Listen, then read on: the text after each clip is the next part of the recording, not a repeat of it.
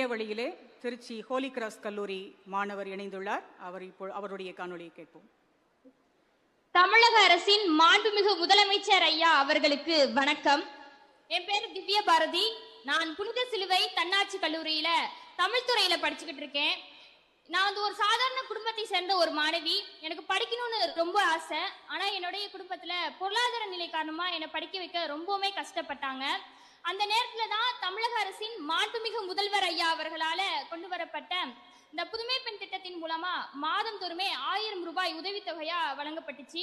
இந்த பணத்தை வச்சுதான் என்னுடைய கல்விக்கு தேவையான பணத்தை நான் உதவியா இருந்துச்சு.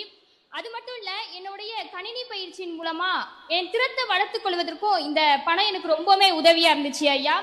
நான் மட்டும் இல்ல, என்னுடன் திருச்சி புனித சிலுவை தன்னாட்சி கல்லூரியில படிச்சுக்கிட்டு இருக்க 930 மாணவிகளுமே இந்த திட்டத்தின் மூலமா பயன்பெற்று வந்துட்டு இருக்காங்க.